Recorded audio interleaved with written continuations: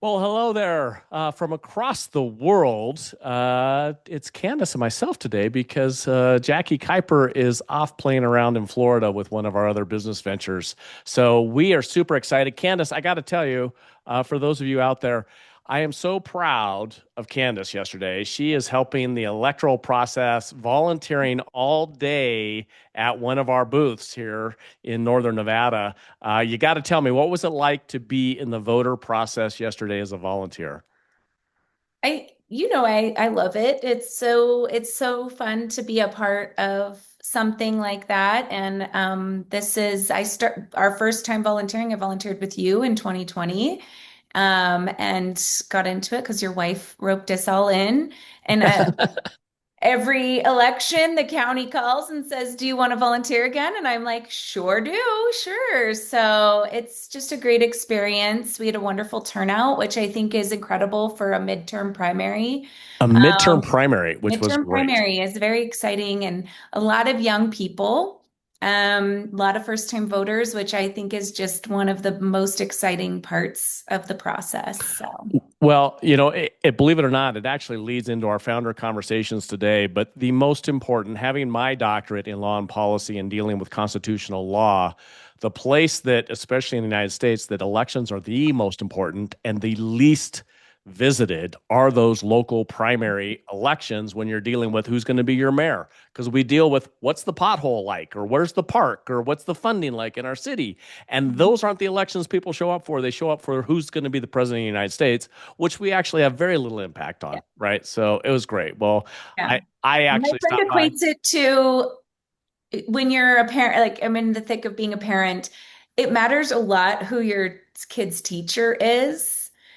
And yes, you care about who the superintendent is, but you have very little interaction with them. Yes, they make decisions that kind of end up trickling down to what your kids experience, but your day-to-day kids experience is so dependent on who their teacher is. And so you care a lot about that person and then go up from there. And like the principal really matters because the school culture is important. And so that's what the local elections really are, making Yeah. sure that Well, your community is. once again, founder's office stuff. You're going out there, and that was awesome to see and awesome to participate in. So Oh, super it was proud of fun. you, and it was fun. So thanks for sharing that. And of course, we are talking about something that's near and dear to both mine and Candace's hearts. Most founders believe fundraising is about finding investors. But what if fundraising is really about becoming the kind of company the right investors want to find?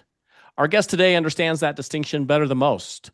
When a physicist becomes an inventor becomes an entrepreneur becomes an investor, and an investor spends years helping founders raise capital, you get a perspective that very few people in the world possess.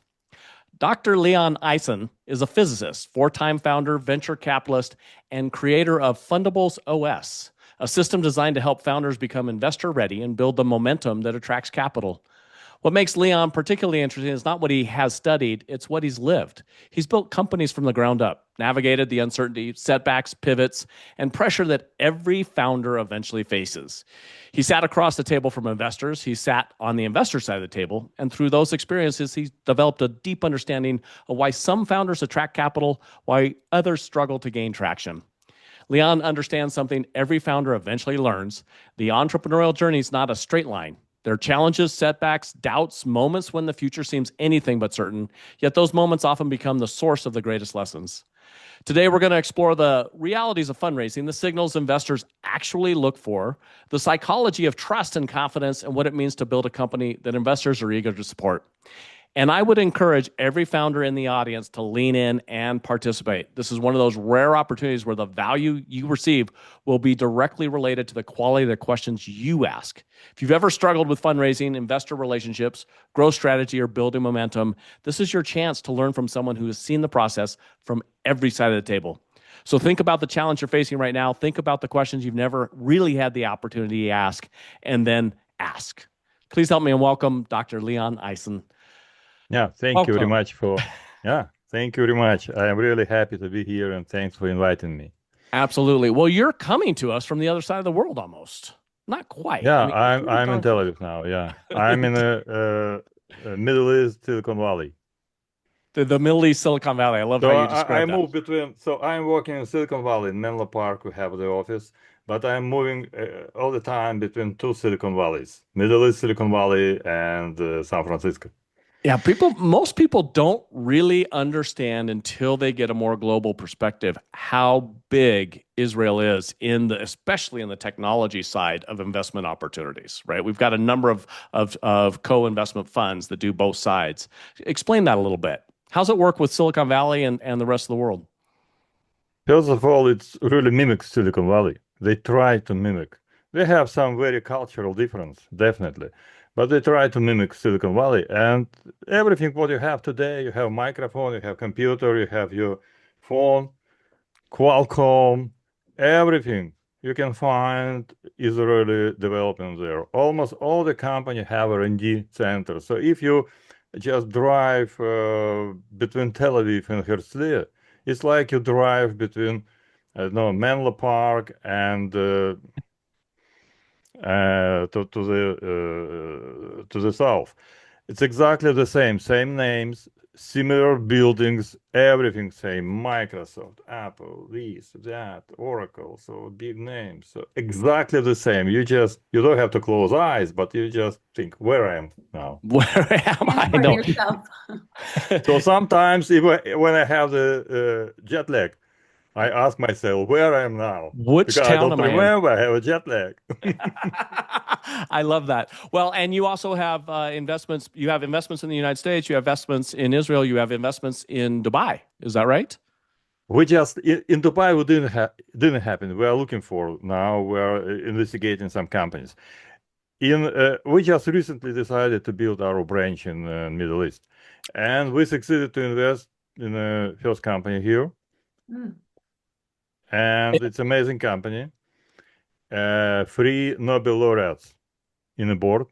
Three Nobel laureates. Yes, exactly. And this is one of the reasons as well we invested. We like such a hype. So yeah, and the second company just now we're investing. So you've experienced both sides like ourselves. So this is where you and I initially connected because it's like we have been on the founder side and we're very founder centric on how we coach founders and help them. Our kind of moniker is all founders exit. It's just whether it's a planned exit or it's an accidental exit, and how do we help them get the maximum valuation? And on your side, you've been very, very focused, and I love how you kind of sometimes bring that parent wisdom to these founders that think it's going to be so easy. And before we were started, you talked about a point that I think is near and dear to Candace's heart. You get pitched a lot. And half the time, these people shouldn't even be pitching you because they didn't do any research on if you're even the right person to be talking to about what they're looking to raise. Exactly. Wow. You raised the I don't know, very pain point. And I can tell you that I checked recently. I got about 200 DMs from startups every day, almost every day on LinkedIn. And I checked who really visited my profile page. Free. Free. Free. So they just, spray and pray. Yes. The amount of pitches we get that they done just even a tiny bit of research, they would have recognized that we're not their investor. And I've stopped some in midway. I'm just like, thank you. I don't want you to waste your time, and I don't want to waste my time. I'm not your investor. Yeah. I'm not going to participate in this. So I'm curious, how do you filter that down? It sounds like obviously you've got your kind of first steps, but we've got people on the phone, on the video today who are going through this. What key points would you recommend they even go through to get a date with somebody like you? First of all, I'm very flexible. I don't care about cold or warm introduction. I care about what is inside. If founder can explain his business very well and get me on hook. For example, also I wrote the memo for founders how to talk to me. and I send it to them. So first of all, right, we have revenue. Start from this. We have revenue last year, 2 million, and we're growing 10% per month. They don't have to tell anything else. I just ask for the meaning. Definitely, in 90% of time, I recognize that all this bullshit inside, but I react immediately on this. I don't react on another 99% of uh, mails where they say, we developed XYZ. I don't care what they developed. I don't want to read what they developed because, everybody, million people develop something. I want Yeah. to understand the problem I and where yes. are they now. And they can read from my profile that we invest in seed A round. What does it mean? They have to have revenue. They Mhm. have to have product market fit. And if they don't have, they write, we developed XYZ just to opaque their underdevelopment stage. Mm. Yeah. But it's quite difficult for me. In the beginning, I don't know, I was very frustrated about all this stuff, and even people ask me, why you are not a founder anymore? Why you, I was a 4 times founder. Why you became investor? Answer: I moved to the dark side of the business. I love. Well, you guys have 100. Is it 100 Y Combinator investments? No, not Y Combinator. We have dozen Y Combinator Okay. investments. We have special agreement, and we have more than 100 companies we invested in. Oh, Mm. got it. Okay. Well, that's a sizable portfolio to be managing those various investments in there. And that does give you our dark side of investment, right? So we had a little more than $3 billion in investments that we've placed out there over the years. And that is, the complexity of managing that in of itself is an unbelievable complex of business Uh, itself. Mm. we are lazy. We don't manage them. We just invest because we don't want to be lead. We Yeah. don't have. We have some analytics, Mhm. analysts. We do some research, but actually we don't want to be lead because to be lead is huge responsibility. Why do we It's a want? huge it's a huge amount of work. It's a huge amount of responsibility. Yeah, And it's money, it's time. We don't want to do it. I And but we like first of all we are very Ukraine oriented. We invested 4 or 5 Ukraine military startups, very nice startups, growing very fast, like Bavovno, for example. And we create a special fund called Oppenheimer to invest in Ukrainian military. One of our recent investment was Zili. Zili won deal competition in Paris love recently. that. Yeah. And Zili is growing like crazy. I don't know, $10 million per year they're growing. So yeah, these are our investment priorities, I would say So I today. want to go back to which matches again within our line. There are investors that want it at the idea stage. And so they're not looking for necessarily the credibility of the actual execution. And then there's investors, and you see them a lot in these angel groups. The problem is what we've seen in many of the angel groups is they don't actually understand that the idea stage doesn't have the founder proof in there. But once they've actually started to get the revenue, like you said, we like post revenue, even if they haven't closed the revenue, but they've got true commitment letters, not LOIs like we were talking about earlier, but they're actually commitment that says if you do X, we write the check scenario. That becomes a credibility piece for us. Mhm. And that is a big part of the substance of did they tell us the opening stories the same? And then when we checked it out, did it actually come through?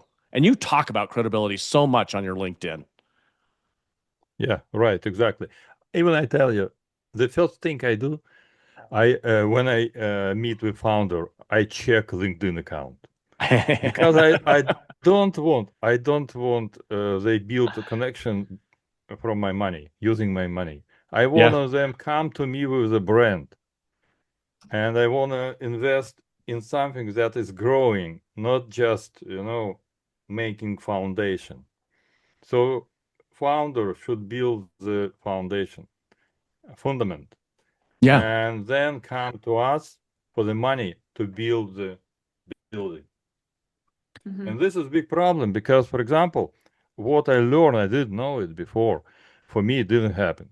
But actually, I was surprised it happens all the time.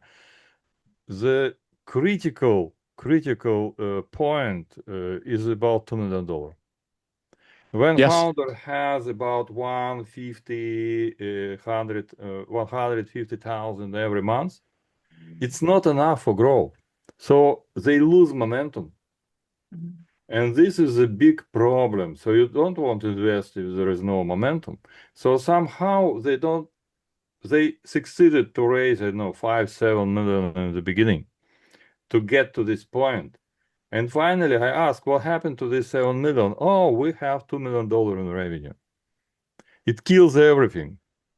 And companies just die at this point. Much easier to raise capital on idea. You remember from Billions, very interesting episode. Don't say you have the revenue. Don't save these. You just, Yeah. No, it is very true. Well, so we have on because you have your OS operating system that you have generously put out there for founders to actually go through before they ever even get on the phone with you. So like you give them the roadmap of how to best talk to you, right? yes, If they exactly. just follow you on LinkedIn, they're going to have a far more successful call with you than if they just blindly looked at it and go, no. I mean, it's crazy, right? You give them the methodology. Now they have to have the substance behind them because they have to have gotten to the revenue standpoint. But when they've Yeah, got that, I you're the right guy to consider talk to. founder. Yeah, I consider founder like teenager. I have two teenager girls, and I can tell it's very similar. They don't want to listen to you. They do everything what they want, and they come to you when they fail, but it's too late. Help. You know, I find that very funny. Because one of our requirements is actually coachability. If on the first call, and we'll kind of put some objections or questions, and if they don't seem coachable, it's actually like a full stop no Yeah, go that's for very us. important. Yeah. But it sounds like we have a similar philosophy. I get pitched a lot of times ideas and solutions to problems I'm not aware exist because they haven't even told me what the problem is that they're trying to solve. So we both kind of have a similar formula there. But you seem to have this very, not surprisingly, scientific approach to how you do these deals. I mean, even looking at, your book, which we talked a little bit about, and I know we'll talk a little bit more about, but trust a physicist to have this like very scientific, you have really dissected almost best practices. um, how long did this take you kind of to develop? And do you feel like this is an evolving formula, or is this something that, you four-time founder, did you figure this out pretty early, or did it take the four times for you to figure it out on the founder side? No, I didn't figure out it before. I can tell you, if I would figure out it before, I would raise $1 billion. With my knowledge today, I didn't know what I didn't know. If you are sitting on one side of the table, you don't see what happened on another side. So you just have some signals. You just see something very, very so directly you don't know what happens there. What is in the mind of investor? Why investor suddenly start to teach you about something? And then you check this investor has MBA, never build any company. So what investor is teaching you actually? He is teaching you how to become the company they specifically invest, not to become the successful company, because they have their interest to deploy their money specifically based on their thesis. So I didn't know all these subtle layers. I was Yeah. very straightforward. I raised $20 million for my first company, and I didn't learn all this stuff. So what I saw just result. Okay, we invest 3 million, we invest 10 million. I saw result. I didn't know why. I thought I'm so genius. Wow, I built something. They invested to me, but now I understand why. And why I got no, why I got yes, Yeah. and even more. What I wanted to say to share with you. Uh, I start to raise capital. In the beginning, I raised capital in 2008, 2009, my first Oh. $1 million in the middle of the crisis. And Hmm. I thought, wow, no, wow, nobody did it. All my friends didn't succeed. And me, with some Russian accent, in totally not my environment, my culture, I succeeded to raise 1 million from local people living. They born here. I am genius. And then I couldn't raise for another 3 years.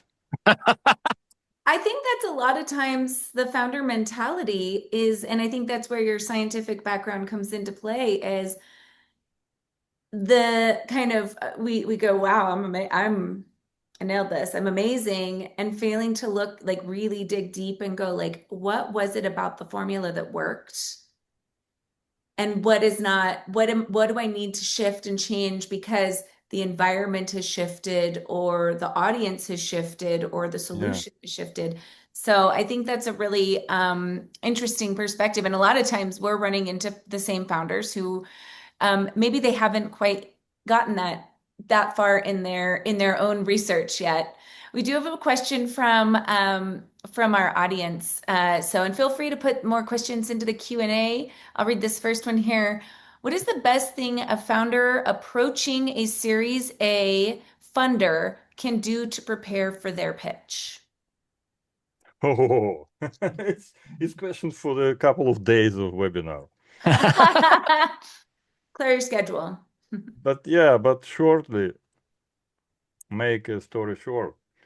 For round A, they have to have at least $2 million in revenue, starting from 2 million, not before, because 2 million just shows some product market fit. So they should show not only lag indicator, they should show lead indicators. Okay, Yeah. customer acquisition cost, uh, EBITDA, all these stuff. So they have to show something that says, okay, we are very good operators. We brought company to this point, and we are growing. I don't know, 10% per month. Why we are growing 10% per month? Because we build this operation. Then I start due diligence. And then I see, for example, they have revenue 150,000 and they lose 200,000 because of salary or something like this. I start asking why you are losing this money. And they started explaining, so we need these guys, we need that guys, what these guys do. And in most of the time, it's totally not optimal. So we start optimization. So in round A, it's very important to catch up attention and then to have very clean metrics behind. If once I saw loan $1 million from the bank, so they sell for $2 million. They are in the minus. They just they cannot. And suddenly I see the loan in the bank. Mm. Okay, so what is it? Why loan in the bank? Yeah. So they have to give up $10,000 to pay every month for this. I don't want to invest in this stuff, but it Yeah. looks amazing from its deck is amazing, very attractive. This guy just gets the first places in all competitions, and then you start to dig, and Yeah. you see all the problems inside. It happens all Mm. the time, Yes. all the time. Oh, we look critically now because Decks used to be kind of a visual into the company, but now they can use Claude and they go out to Y Combinator and they're like, ooh, and they show up with a good deck, but there's no substance behind the deck. So our really due diligence is show us your data room. We'll sign an NDA, but show us your data room. We don't even need to see what's in your data room. We just want to see your data room structure, and their data room, one, either doesn't exist or it's a total mess or it doesn't match anything that they've said. And we're like, yep, we're out. Because if you haven't started to understand that structure of the company to where you can actually use the credibility of what you said, no matter what Yeah, it is, if you say it as a fact, you better be able to substantiate that it's actually a fact, right. right? As opposed to And it's a future. and sometimes I continue with the companies. I take about 5 companies I'm not to coach, I would say, yeah. Yeah. Because there is what I understood recently, I don't know, nobody is talking about. There are two things. There is a fundable company and there is a fundable round. Yeah. It's two different things at all. So how to convert company who had fundable rounds into the fundable company to continuously raise capital? Yeah. So I There's lots of those. We look, see those, right, on the marketplace right now. yeah, Fundable exactly. companies. Yeah. So I look at their market. I look at their team operations. So I see a lot of stuff, like for example, this loan. But I try to understand how can I clean this company to help them to become fundable. If I see some, I don't know, I don't care about vision, by the way. And people, founders think that investor is looking for a vision. I don't care about vision. I care about 10 times return. So, don't start from vision. But sometimes if I feel that this company, if I will clean this company, they will make 10 times return. Yeah, I help them. Yeah, I love that. Well, it is interesting of so our model, very simply, we say, what's the persuasiveness of the problem? And we've got really three inputs on that. So the persuasiveness of the problem is, have we already recognized that problem needs to be solved? So it could be anything along the lines of somebody comes to us, they start talking about it. It's like, yep, we're already doing some research in there. If you have to convince us of the problem that exists, then we're not your right investor. There's probably other people out there that are right investors. It's like, we're not the right investor. The second one, is it a big problem? So if it's solved, we're going to make a lot of money together. Because if it's just a small, and I use this as an example, even though we have invested in a coffee shop in the past, but if it's a small coffee shop idea, that's not really exciting. It's not scalable, right? So it's got to be something that's big. And then is there a protective moat? That's the persuasiveness of the problem for us. On the other side, the confidence in the solution starts with that founder.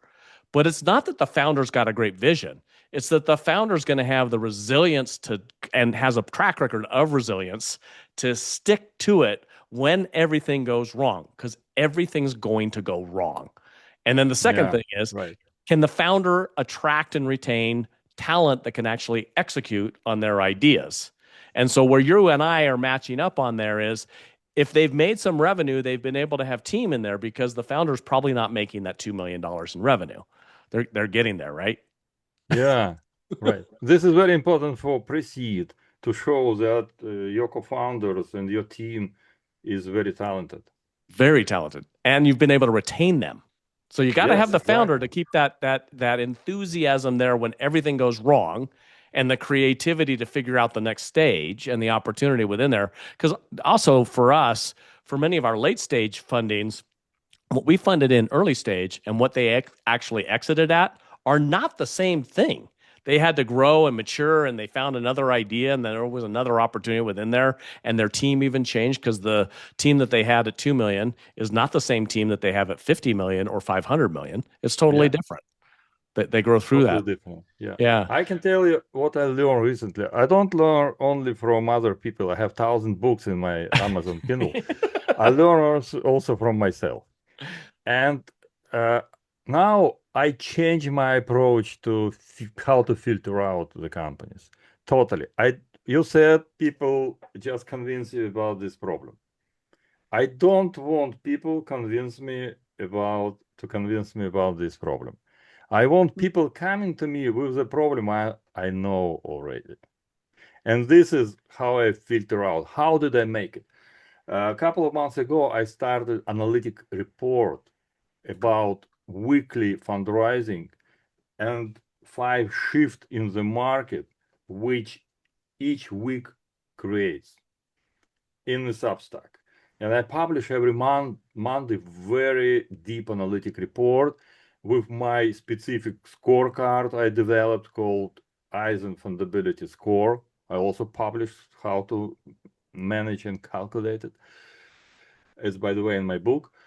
And I start to think, I know all shifts. I know today, I understand through my writing, I start to understand the future. I start to acquire some vision I didn't have before because I analyze the company, analyze all these shifts. Like, for example, uh, today you cannot raise capital if you write AI native. You have to write AI workflow infrastructure, something like this. It's very important how you frame your business. Yeah. And I have my vision where we're going in 5 years, in 10 years. And now when I get some pitch or get deck or something like this, I compare. I just put this matrix and I compare with my vision. And if it doesn't coincide with my vision, I don't answer.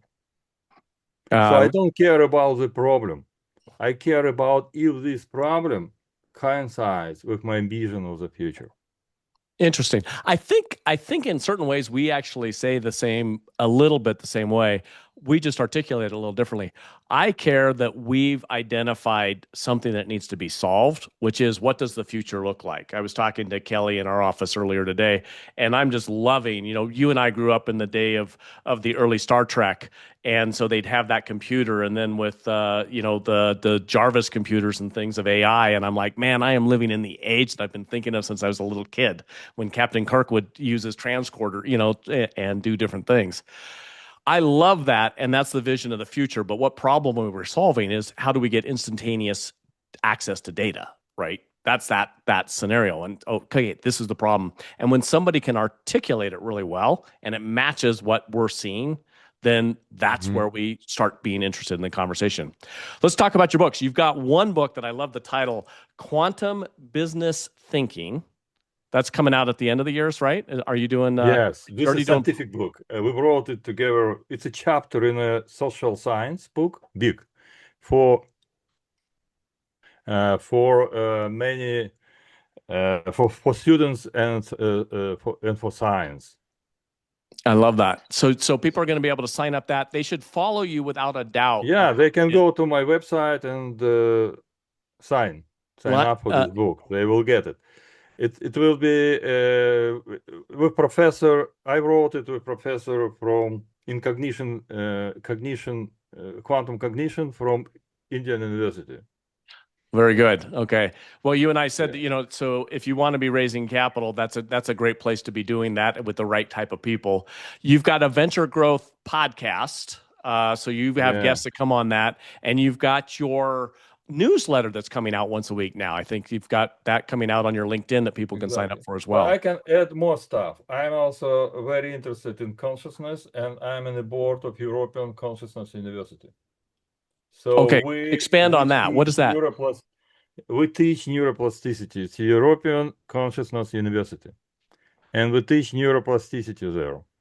Also, I'm an author of about 30 patents. And most important, everybody knows wearables, right? It's Yeah. commodity, but they are not FDA cleared. You cannot use it in the hospital. Who created the world first FDA cleared wearable monitor, medical monitor? Any guess? You were the first one, weren't you?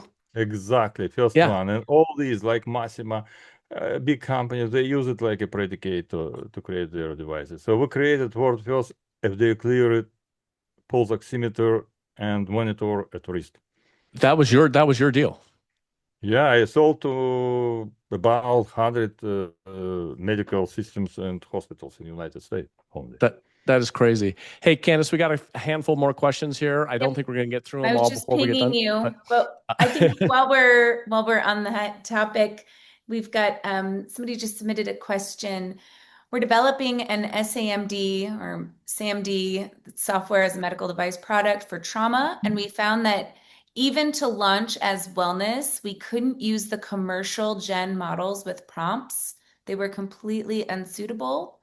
So we also had to develop our own AI that functions very differently than the others. How do we explain that without diluting the value of the software?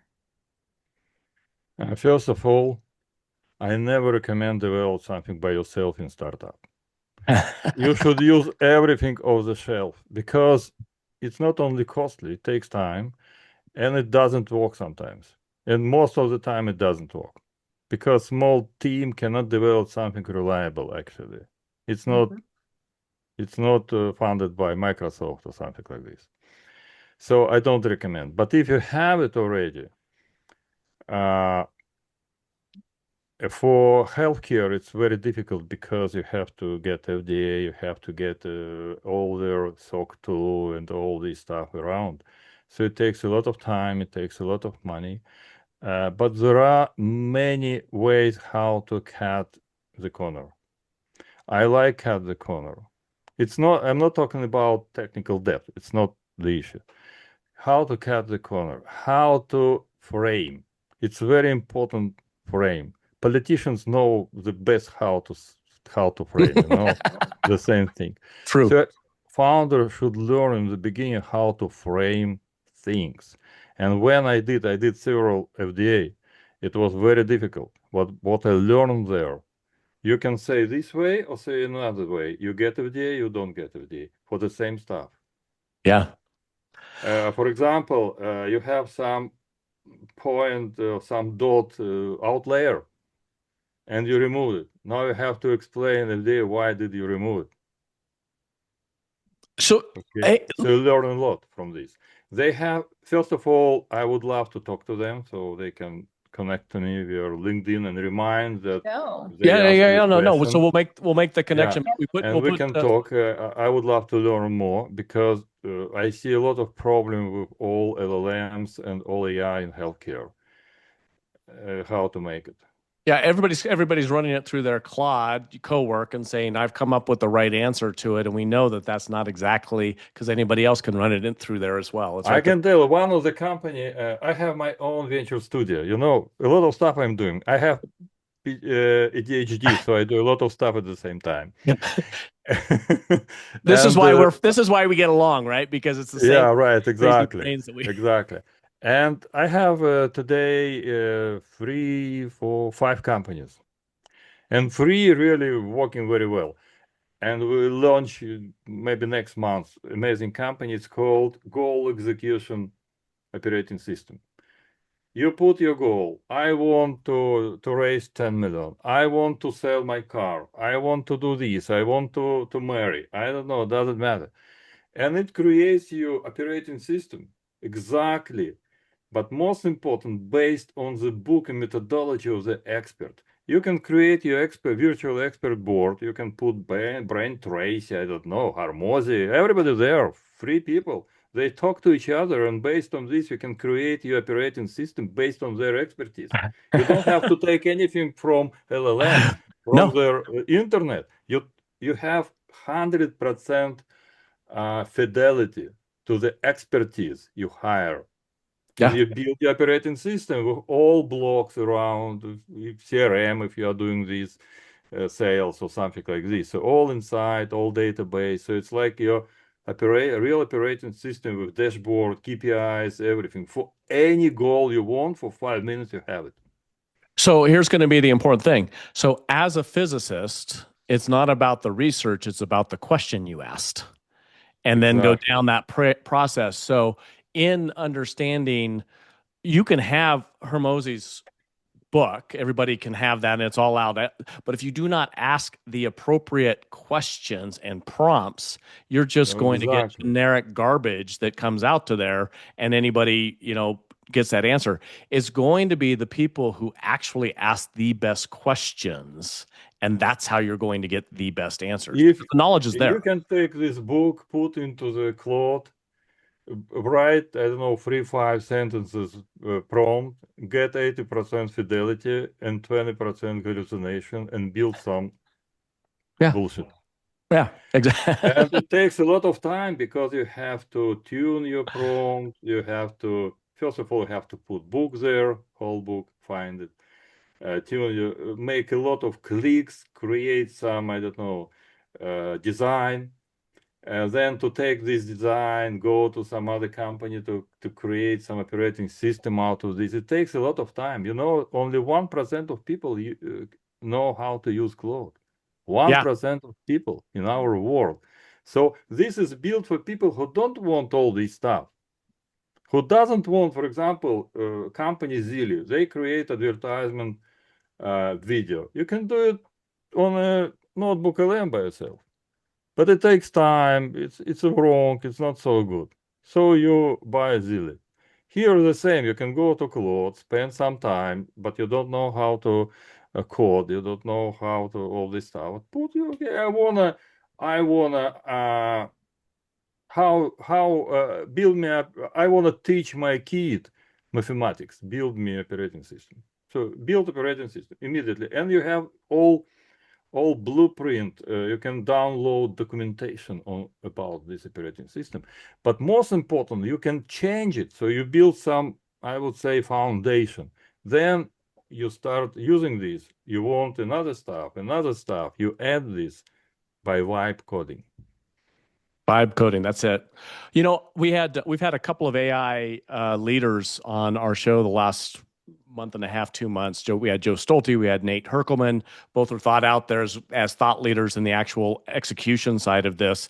And I loved what Nate was talking about was that he has his area of expertise, but that's why he can't build in AI and become an expert just because he's using AI in something that is totally different in that. And that is the wonderful piece about how we're going to be able to retain our own areas of expertise and have AI be able to help that. And then maybe ask, you started this off, and I know Candace was probably smiling about it. OPE is a great way that we love to learn. So we've got, leaders or readers. We've got thousands of books on our bookshelves. And, yes, we can get it through AI, but it's actually the reading and then synthesizing it as ourselves through our own experiences and asking better questions. And that's how we get there. Leon, give me the two books. You've got one coming out in April. You said that's available on your The Secrets of the Term Sheet. Is that it? What's the one coming out? Yeah, it's not available yet. Okay. There is some delay. It's called Invisible Game: The Secrets of the Term Sheet Magnet. Okay, Invisible Game: The Secrets of the Invisible Term Game. Sheet Magnet. Is that can you pre-order that on your website now, or is that it's something to watch for? No, you can't. You can't. You It can't. will Okay. add it later. Okay. And then the other one is your one that is Quantum going to business be thinking. quantum business, business thinking. Yeah. which of course, just by having that title, I'll feel a lot smarter. So I don't even have to read it. I just have Yes. to think it in my life. Sometimes to be smart is not good. It's better to how to monetize it. I understood I will not able to monetize quantum business thinking well because people don't understand. I have to explain them. It's a new category. So it's not good. Like, I said, off the shelf, use Yeah, something off the shelf. You should use some familiar category to get in. I love it. I love it. Okay, I'm So going to that's why I delayed this for a half of a year. And first, I try to get into scientific category and then to popularize it. I love it. I love it. Well, we've definitely had the book, The Goal, is a great way of doing that, where system thinking was able to take it from a physicist and get it out into a process in the 70s. And I think that that's what you're going to Yeah. be able to do here, which is fabulous. Ernest, I'm going to get back to your question in a future because I think that that's a longer conversation about data room. I think that, I think we could that's do a whole episode on I data think we can do a whole Yeah. episode on building data Mhm. rooms, and I think that's a great question. But here's the last one for the day, and then we're going to pop up your information again. What's the best way to identify if you, as the funder, understand or align with the problem you're solving. I think you already gave the hint into it. You're not necessarily looking for the problem, you're looking for them to vision, but answer that. So if somebody's looking to you, how do they know that they should actually spend some time sending you their information? And you've given them the rule book. Uh, I think it doesn't come from explanation, headline, or something like this. When you, okay, I, I hope you are not in a Tinder, yeah? But just think about, you're going to find your wife. And yeah, and you're open Tinder or something like this, yeah? Not only fun, Tinder. I don't recommend to find wife Next up, on Tinder only for fun, founders. yeah. And immediately you see the picture, even maybe it's not so nice picture, but you see this woman based on eyes, on something. Oh, this is what I want. Then you read the headline. Same I recommend to founders.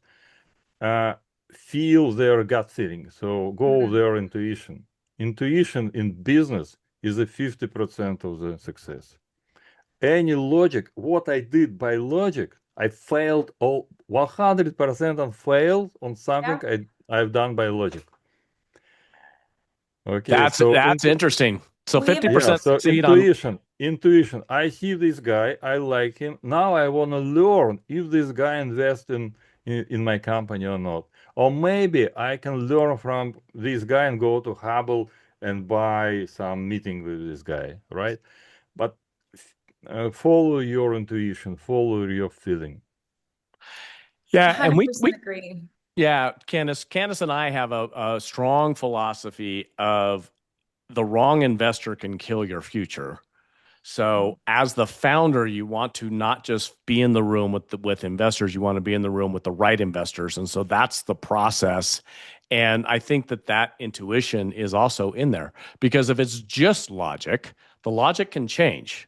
The ideas once you actually the idea that you have before you get the money and then the idea of how it actually comes to fruition because you didn't have it proven, you're building it as you're going can be totally different and that logic may not align. So even with all of our frameworks, it's still a part of how our intuition and our ideas and our experience work in that. We have a gut check rule Yeah. internally, and I'm guessing, a lot of other funders do, but we have a full gut rule that if somebody's gut is saying no, and of course, like all great funders, we override the gut all the time, and we are constantly proven why we listen to our gut on things, and so yeah, we have a gut rule. Yeah, Yeah, it's a very important point here because why I suggest conversation. Because conversation, maybe your knowledge is foundation of conversation, Hmm. but conversation is going based on intuition. Hmm. You intuitively just pick up from your brain some interesting stories, I don't know, knowledge, something like this, using Oh yeah. conversation. We call it creativity. So it's a creative process, and any creative process based on intuition. So if you're going to raise capital, that's why I ask to close the pitch deck because pitch deck kills intuition. It's like read from the, you make TEDx, reading from the yeah, page. I've never It funded doesn't because of work. a pitch deck. yeah. Yeah. Yeah, We don't even look. They don't. I don't look at resumes, and I don't look at pitch decks before meeting the people. So by the time somebody's getting up to me to exactly. interview them, I do not look at their resume. I don't care. I want to know I how they're going to do. present at that point. Then it is we run the deep dive, and it's the same way with again back to Ernest's question. I don't look at the data room. Somebody says I'm going to send you my data room. It's like I'm not going to look at it, so don't bother. And by the way, I'm not signing an NDA because we're going to talk first. I don't need to have your secret sauce. We'll jump into that if I'm even interested. So don't ask me to sign an NDA to tell me what you're doing because I'm not going to get that deep into it that we're going to get into your IP to Yeah. begin with. But if after we decide, then yeah, we'll get there type scenario. And Well, it's very important to check founder how founder just sustain under pressure. I all the time I in the beginning I praise the founder. And 90% of founders just get broken. They Yeah. start to defend themselves instead of continue conversation. And this is a very bad, it's a red flag. Oh, I have a founder today. We're supposed to go travel in another country, and there's all these things that the travel and like leave on Friday, right? So it's an international trip, 16-hour flight, and problem with getting a visa right now, and it's like, oh, we got to pivot. That actually is a great scenario because whether they pivot and we're successful or they pivot because they can't get the visa and it's not something they can do, what's the next step? Or do Mhm. they get crushed? That's actually a Yeah. great thing to have as an experience because I want to know how they transition because that's not going to be the biggest problem they ever deal with, right? So it's actually great to see. And Candace, you got to tell, I mean, what's your one? And this is going to be it because we're running out of time. But what's your big question when you're interviewing people, whether it's we're going to look at a funding or an employee? How do you process that? Yeah, I feel like we say this on a lot of episodes, but I do ask if you ever get in front of me, I will ask you like when have you been bloodied? And I don't want you to come out as the hero. I don't bet on unicorns. I don't bet on people who only fail up. I want to know when it got really gnarly, even if you made a bad call. And I don't care that it had a good outcome. What I actually care about is that you got up the next day and you went back on the field and tried again. Um, and that's all I care about. I don't care if it was like a flaming dumpster fire that you left behind, like that you had to deal with or whatever it was. I think people think it's one of those like, tell me your flaws, and they have to spin it into like a positive. I'm like, no, I don't care about that. Yeah. I look for resilience, and that's because we've worked with partners in the past, we've invested in deals in the past. These people knocked it out of the park every single time, and the first time something went wrong, they had no resilience muscle built. They floundered. They just couldn't get themselves up to take even the next step. And so that's a really important quality we look for is failure. Yeah. Yeah, this is maybe the most important quality because in depression you cannot do anything. Never. And I saw many startups where founders just get depressed and left the company and left investors. And Totally. A so you mess. have Yeah. to check it. Yeah, Yeah. a Yeah, mess. Hey, Ahmad, I love your question, and it's a really detailed question that goes along with Ernest. So we are going to answer that in a future show. Not to say we're not going to get to it, but Leon, you don't see it here, but they're asking about data rooms, and I think that's from our Mhm. standpoint. There's some really good answers out there, but I think we'll make a whole show around that one, Candace. I I think that's think a so. great yeah, future Yeah, I show. think it's a exactly. So great question. It's all about data, not it only is all data about room. data. It's all about data. It is. Uh, Leon, Dr. Leon Eisen, let's see one more time how they get in touch with you. We've got your LinkedIn, and I got to tell you, he's one of my favorite people to follow on LinkedIn. He's got a huge following out there, and he just is constantly providing the content that is actually valuable. So you see it in the morning, and it's something that you can actually think about and utilize that day, or it's an answer that's there. So follow him on LinkedIn. He's got his website, his podcast, and just a great guy to get to know. Obviously, he's in the deal market of looking for the right kind of ventures to back. And so looking at that kind of stuff there. Candace and I can be reached at here. I think you've got Angela. I don't know if you got that one up there.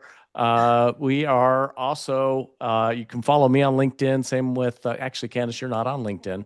You are Can't find me anti-social anywhere. media. You can't follow, except Candace and Jackie have the WTF Women Talk Finance, which is a totally different thing. So, half the time I'm bringing middle-aged white dudes on our show because that's who I hang out with a lot of times. But so we've got the alternative in that we do have a entire venture that is dealing with Women Talk Finance, and it is so exciting to see as the generations are coming along, and their show's a lot of fun to watch as well. And obviously, I'm one of the big fans of Thank the you, show. Dad. Yeah.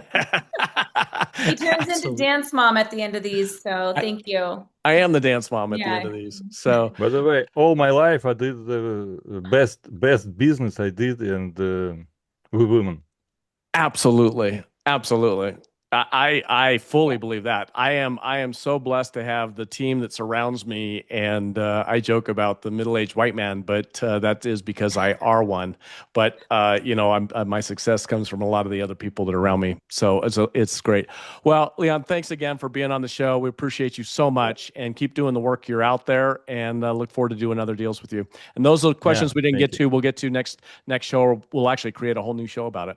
So Yeah. thank you. Have a great day or an evening. It's 9 Thanks. o'clock, 10 o'clock now. So thank you for taking your time. Bye. That's amazing. Thank you Take very care. much. Bye. Yeah.